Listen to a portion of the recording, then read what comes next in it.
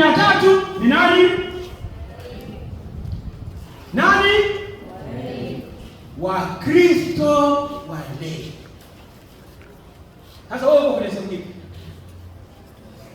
Wewe uko wapi? Kuanzia leo ujitambue hivyo. Tumesema katika changamoto yoyote jibu ni ambalo ni kujitambua. Katika changamoto yoyote kwanza jitambue wewe ni mimi ni nani hapa? Mimi ni Mkristo mlei. Kristo. Kujitambua peke yake ni nguvu kubwa ya kukusaidia kupita kwenye hiyo changamoto. Kwa ile nguvu ya Ukristo ndio itakayofanya wewe ushinde nini? Hiyo changamoto. Sasa, utume wa Mkristo mlei ni upi? Utume wako ni nini? Unaitwa hapa duniani kufanya nini? Hapa Kizudi, hapa Teresia, hapa Salasala. Umeitwa kufanya nini?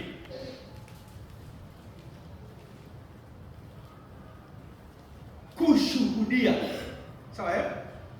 Kushuhudia nguvu ya wokovu kwa watu walioko hapa Kizudi, kwa watu walioko Teresia, kwa watu walioko Salasala na kwa watu wote wanaokutana nao. Waonje na kuona ile nguvu ya wokovu katika usemi wako na mwenendo wako na usafi wako, ili wapate kumwamini nani? Yesu Kristo. Na kwa kumwamini Kristo wapate kuokolewa. Tuko hapa kuokoa ulimwengu. Na wataokolewa kwa kumwamini nani? Yesu Kristo. Nani amewasababisha wakamwamini Yesu Kristo? Ni mwenendo wako. Umesikia kwenye neno kusema kwako, kutenda kwako kuna wafanya wengine wajiulize, huyu ni nani? Huyu atakuwa Mkristo huyu. Na kwa namna hiyo wanamwamini nani? Na wataokolewa. Kwa utume wetu ndugu zangu ni kuokoa ulimwengu. Ni utume wa kanisa. Utume wa kanisa ni kuokoa ulimwengu. Ndio sisi tunaenda na utume wa kanisa, utume wa walei. Kushuhudia nguvu ya wokovu kwa maneno na matendo kwa watu, ili wapate kumwamini nani? Kristo, na hivyo wapate kuokolewa. Popote utakapokwenda kuanzia leo, that is your identity. Huo ndio utambulisho wako.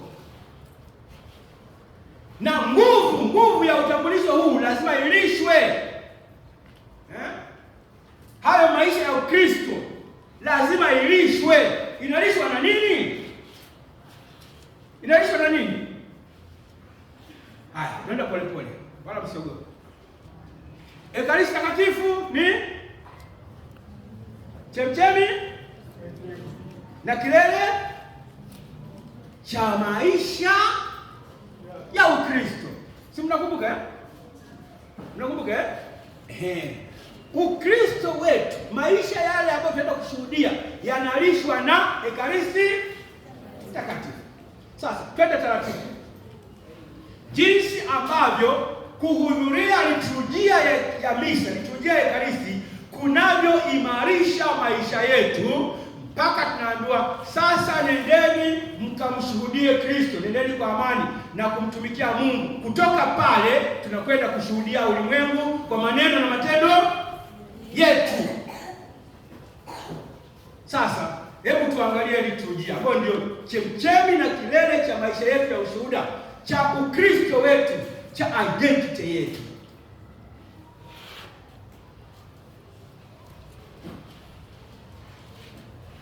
Tunapohudhuria misa, na leo tutahudhuria, labda tutakuwa tumetokea huko ndani, padre tunatakiwa kumkuta kanisani au yeye atukute kanisani? Ni kweli? Amna. Daima padre anatukuta sisi, yani sisi tunamkuta padre kanisani. Uongo kweli? Tuseme kweli jamani. Leo hii angalia kwenye misa uliohudhuria leo. Je, hakuna watu waliomkuta padre kanisani? Je, wataondoka kwenda kushuhudia kitu hapo?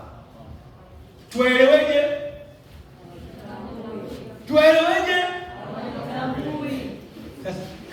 na wewe mmoja wao. Unaona? Hupaswi kabisa kumkuta padre kanisani. Yeye afanye nini? Atukute. Hili shika la kwanza. Otherwise unahatarisha utambulisho wako wa Ukristo. Utapata shida duniani. Utapata shida. Kulikuwa na padre wetu aliyefungua parokia Salasala wa kwanza kabisa. Alikuwa anaitwa Father Benedict Ombua. Kama wengine mnakumbuka. Alikuwa anapoingia kanisani, kwanza anasimama pale mlangoni. Anawahurumia wale wanaokimbia kigafa, anafanya nini? Anajua maana yake nini. Nikishatangulia tu mlango umefungwa. Na alikuwa akiingia sasa anashika ile vazi lake analitanua hivi huku na huku. Maana yake nini? Mlango umefungwa. Hata ukiingia unatoka hivyo mkapa. Kumbukeni kila mara.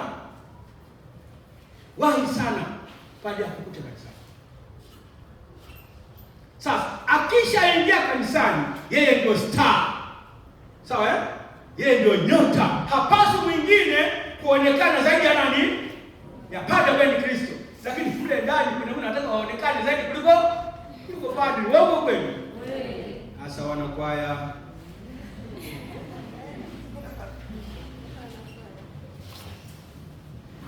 padri anatakiwa aalikwe. Naomba msikie sana wanakwaya. Ule wimbo wa kwanza ni wa kumwalika nani? Popote alipo ajue sasa waamini wako tayari.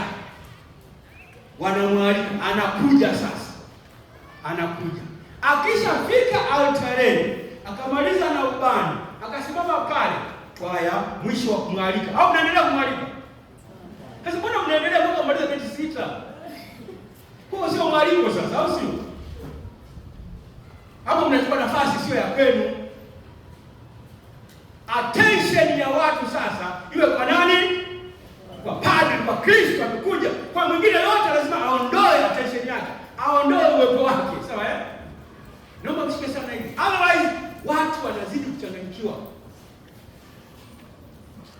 Atakapoanza padre, hakuna mwingine mwenye uwezo na mamlaka ya kupitisha au kuongea chochote.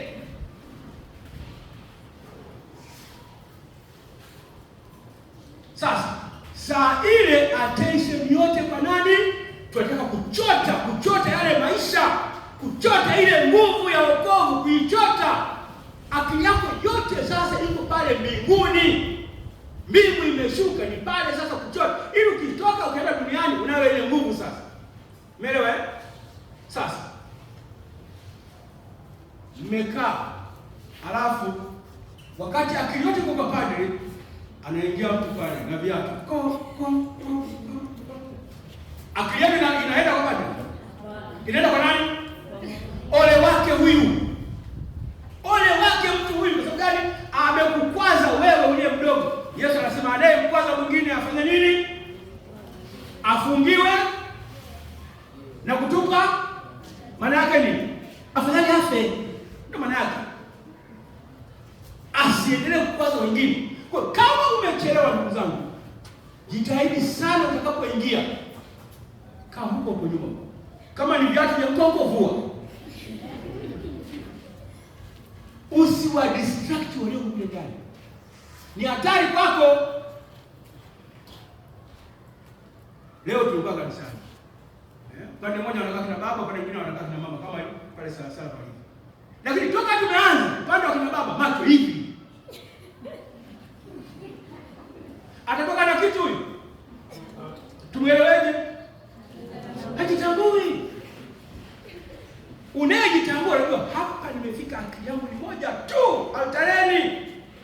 Kwa sababu unajua nikitoka hapa naenda kupambana, au sio? Na nguvu ya kupambana naichota hapa. Sasa mimi nikiingia huku na huku sitaweza. Kama una mtoto mdogo analialia, kaa wapi? Nyuma, sema ambao ni rahisi wewe kutoka kwenda nje. Na shetani anapitia watoto. Umekiacha watoto hapo kanapenda watu wote. Wameacha kusikiliza nini? Neno la Mungu kwa Kristo ni hatari. Sasa nasema akatoka afadhali kafungue jeshi kweli. Au mabaki kafungue jeshi kweli. Kwa hiyo tunataka kuchota nguvu ya wokovu ili kwenda kupambana vizuri. Mpiga kinanda. Kuna wakati wa kukaa kimya na wakati wa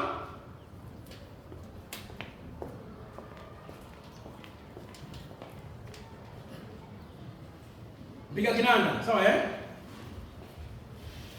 Baada anataka kusema neno la Mungu, nataka tufanye nini? Tukae kimya. Au kimya katoka tu kidogo. Ole wako. Umeona?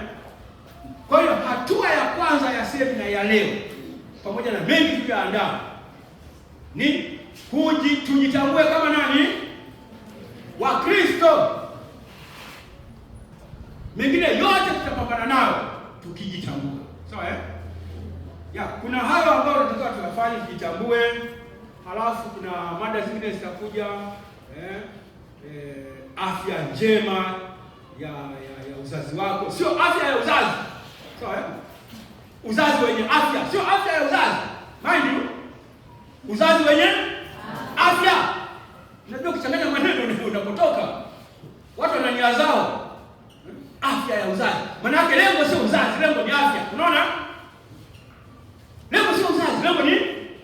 Lakini uzazi wenye afya, lengo ni uzazi. Uwe na nini? Uwe na afya. Hilo sio na lenyewe basi mada tumeishajiandaa. Alafu baada ya hapo kuna lazima tujue binadamu anaanza namna gani? Ulianzaanzaje wewe? Ujinsia wako. Kila mmoja hapa amepewa zawadi ya hamu, sawa zawadi ya hamu, sexual urge. Ni zawadi. Ni zawadi. Sasa kuna somo lake. Simalizia hapo. Kuna somo lake. Lazima tujue kwa nini mimi nimepewa hamu. Kwa nini nimepewa? Nifanye nini na zawadi hii? Kuna somo lake. Simalizii. Unaona? Lazima tujue wanaoua mimba, sawa madhara ya kuua mimba kwa makusudi. Madhara yake ni nini? Mtoto anafanywa nini? Mtoto anafanywa nini? Mama anafanywa nini? Unaona?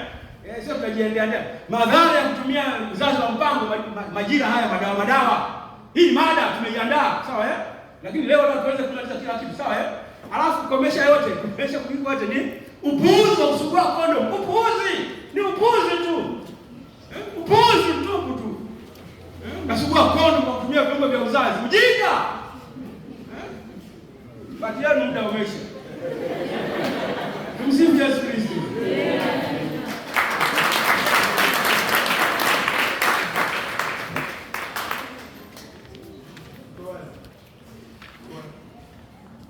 Kuna maswali? Maana nimeambiwa na dakika 20 tayari.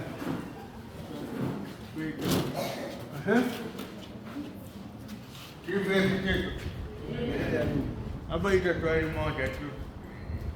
Ete mtu luka petoela. Kaka hapa tafikiri kama. Tafikiri. Hapa itatwali. Mtu pada mwenzake. Hapo gorofani. Wewe bani pani. Sawa. Je, wewe mtu sahihi? Sasa mimi mtani nisamee, nahitaji mkalimani hapa. Sababu kutaka kujibu swali la uhalisia lazima kuomba msaada, sawa Yake wapi tena? Balika ghafla. Na balika ghafla ama mgogoro tokea. Wewe bani hiyo teka kufanya maendeleo. Kita maendeleo mapita tu tatu mbele, tu tatu nyuma. Kumi mbele, tatu nyuma. Hapo kwa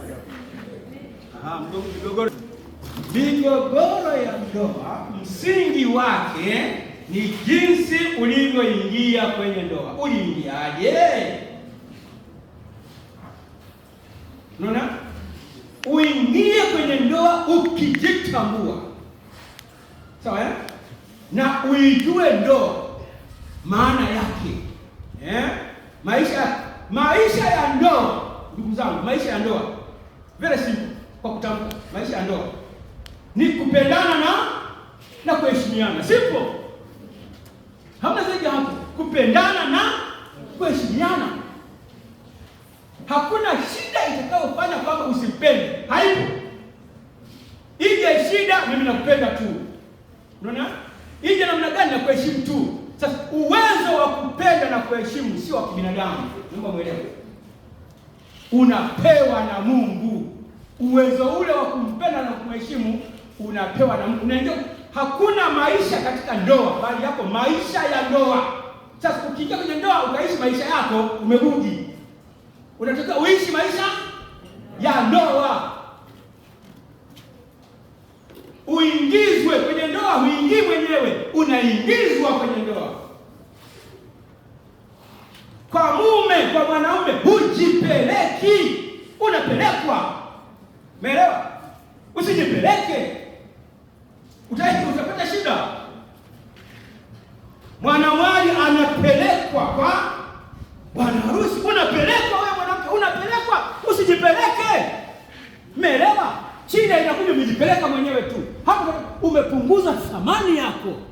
Umepunguza kwa kujipeleka, umepunguza thamani yako. Huwezi kuishi vizuri katika ndoa yako. Nawe mwanaume, mke unaletewa, usijichukulie. Unaletewa, subiri uletewe. Umeelewa? Wewe chukua alafu utaipata fresh. Sasa shida zote hizi ni kwamba ulijipeleka au ulijichukulia. Ndio maana mnapokuja kugundua kwamba mimi nijipeleka tu alafu sijafunga ndoa, unakumbuka hatua ile, hiyo hatua haturuke, lazima utairudia ya kupelekwa. Ndio mnaitisha send off ili upelekwe.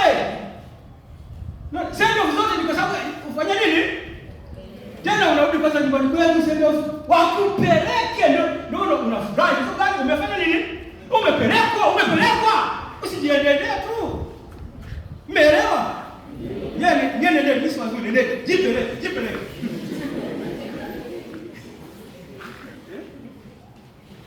Subiri upelekwe. Sawa? Wazazi, ndugu wanashangilia kwa kukupeleka kwa bwana harusi. Wewe jiendelee tu. Kuna swali lingine? Sasa hilo tumegusa mada ya ndoa ambayo na yeye bado unaona? Ila kwa sababu ni maswali tunaendelea polepole. Kuna swali lingine? Basi kama hakuna swali, mimi niwashukuru, na kama nilivyowaambia mada ziko nyingi. Lakini kwa leo tumezungumzia moja kubwa, ni nini? Kujitambua. Ujitambue. Mimi ni Mkristo, natakiwa kufanya nini hapa? Nguvu ya Mungu ishuhudiwe hapa, sio nguvu yangu. Tumsifu Yesu Kristo. Mapendo. Tupigie makofi jamani.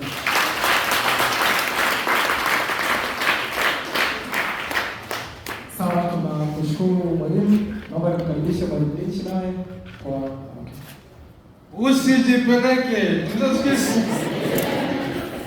Hata mimi nimesikia kwa nashukuru sana. Tupigie makofi tena kwa basi tunasikiliza basi Richmond na yeye achukue ya kwake, na pende tuwe na utayari wa kukaribisha walimu wetu. Na saa 11 hivi ndio tutaanza misa takatifu. Itakuwa fupi. Napenda tuwasikilizeni hapa. Mkaribisheni Richmond kwa makofi.